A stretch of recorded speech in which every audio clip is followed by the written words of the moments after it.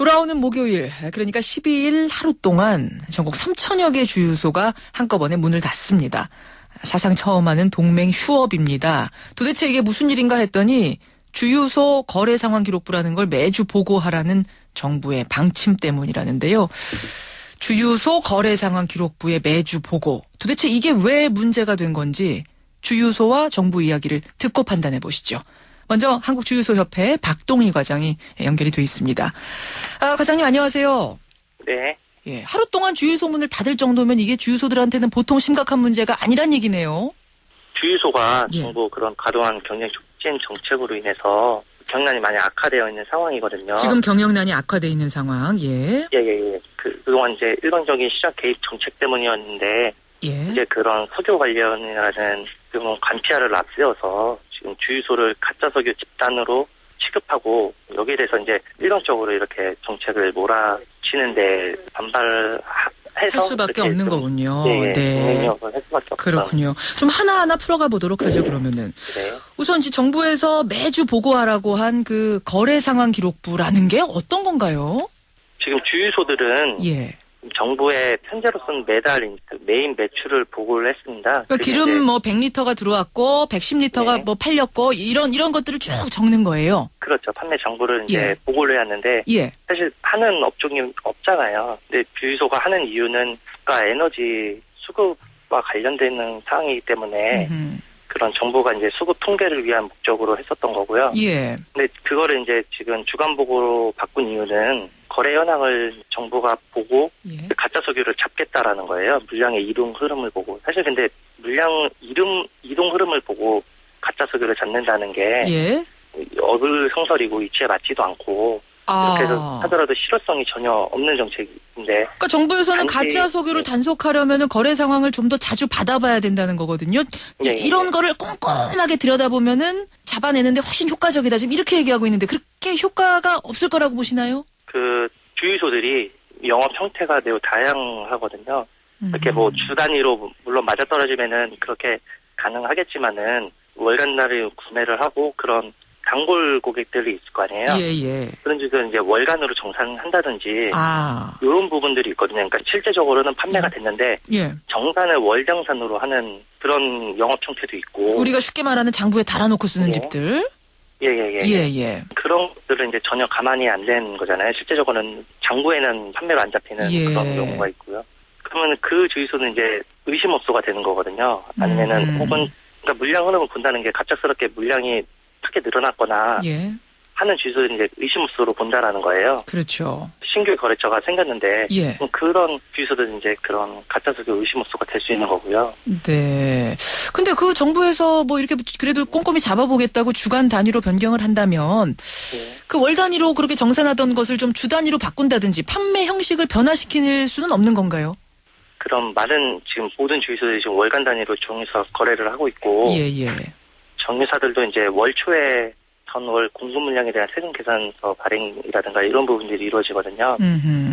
그 거래 업체와 이제 정산 부분에 있어서도 계산서 정산 청구라든지 세무 기장 등이 다 월간 단위로 이루어지고 있는데 예. 그런 거에 따른 이제 주간 보고를 하게 되면은 이런 형태들은 전혀 반영이 안 될 수밖에 없는 부분이 있는 거고요. 갑자기 틀을 다 뒤집어 엎어야 된다는 얘기군요. 그게 굉장히 부담스럽단 말씀이시군요. 예. 혹시 그러면은 정부가 가짜 석유 잡겠다는 거 외에 다른 의도도 있다고 보시는 건가요? 저희는 보고 있는 게 요즘에 그런 관피아가 상당히 문제가 좀 되고 있는데. 관피아, 예. 어떻게 보면은 이게 산업부 산하기관인 석유관리원의 권한을 이렇게 또 주는 부분이거든요. 더 이제 인력 고용이 또 필요한 부분인 거고요. 알겠습니다. 예. 석유관리원이라는 산업부 산자부의 산하 기관을 힘을 실어주기 위한 정책 아니냐 그렇게 의심을 하시는 거예요. 그러면 지금 협회 측에서 원하는 거는 철폐인가요? 아니면 유예인가요? 일단 저희는 철회를 주장을 했었던 거고요. 아예 철회해라? 최근에는 정부가 전혀 굽히지 않고 있기 때문에 저희는 2년 유예라도 이렇게 좀 해달라고 한 발짝 물러나서 건의를 했는데 그것마저 이제 정부가 무시를 했던 거고요. 예.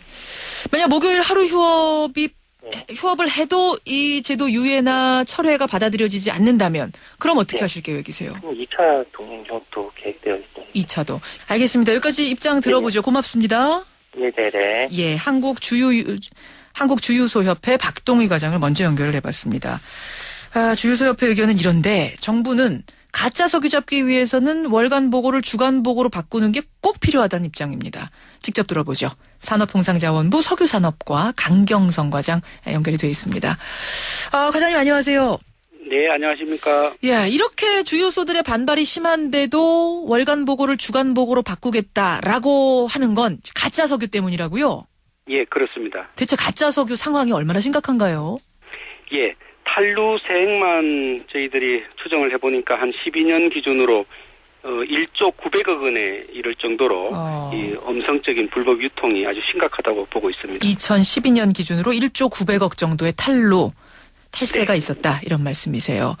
예. 근데 앞서서 한국주유소협회 측 얘기를 들어보니까 월간으로 그 거래 기록 보고하던 걸 주간으로 바꾼다고 해서 가짜 석유를 잡는데 효과가 생기진 않을 거다.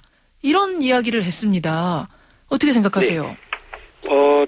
탱크로리로 가짜 석유 한 대가 유입이 되면 예. 그거를 가짜 석유를 파는데 대략 한 일주일 정도 소요가 되거든요. 예. 그렇기 때문에 이 일주일 단위로 보고를 물량 정보를 받고 거기 이상 징후를 발견해서 저희들이 현장을 가보면 샘플을 뜨면은 그 가짜 석유의 징후가 남아있다는 거죠. 그렇기 때문에 단속을 즉각적으로 할 수가 있습니다. 근데 팔던 집에서는 요번 주 팔던 집은 다음 주도 팔 거고 뭐 이런 식이라면은 월 단위로 해도 증거는 바로 가서 잡을 수 있는 거 아닌가요? 아니요. 월 단위로 했을 경우에 물론 계속 했을 경우에 저희들이 단속했을 발견할 수 있지만 예.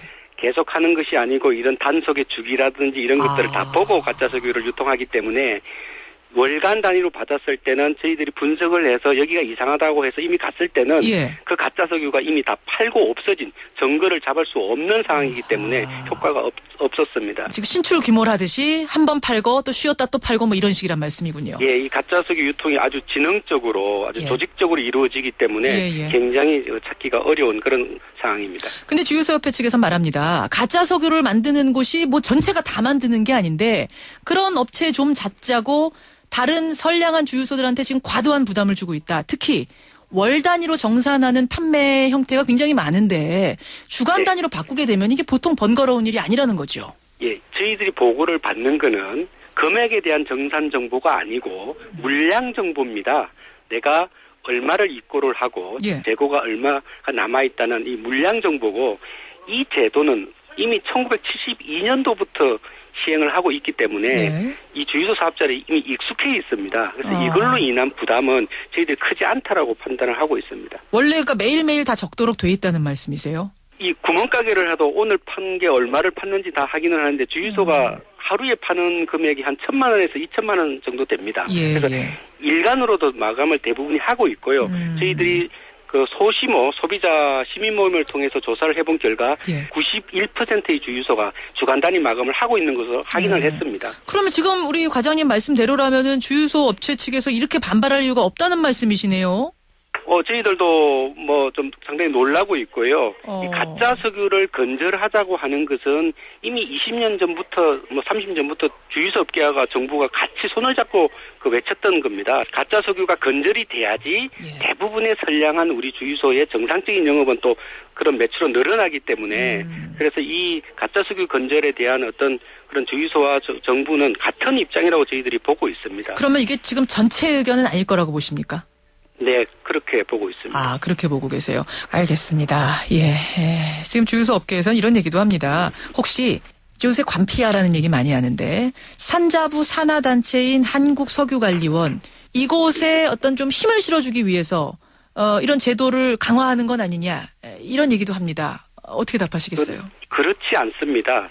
석유관리원은 우리 정부 산업부의 업무를 위탁받은 기관이고요. 이 시스템을 도입을 해서 단지 석유관리원은 운영을 하는 기관이기 때문에 그런 석유관리원의 권한하고 이거하고는 아무런 상관이 없습니다. 알겠습니다. 정부가 하는 국민을 보호하기 위한 그런 업무를 대신 위탁해서 하는 그런 기관이기 때문에 이 휴업을 아무리 한다고 해도 이 입장에 철회는 없는 건가요? 저희들이 이 제도를 시행하겠다고 한 게 2011년 하반기부터입니다. 오래전부터 준비를 해왔고 이게 7월 1일부터 시행이 되기 때문에 네. 적극적으로 시행할 계획입니다. 알겠습니다. 참 이게 주유소의 동맹휴업이라는 사상 최대 상황이 발생해서요. 도대체 어떻게 된 얘기인지 우리 양쪽의 입장을 좀 들어봤습니다. 과장님 말씀 고맙습니다. 감사합니다. 예, 산업통상자원부 석유산업과 강경성 과장까지 만났습니다.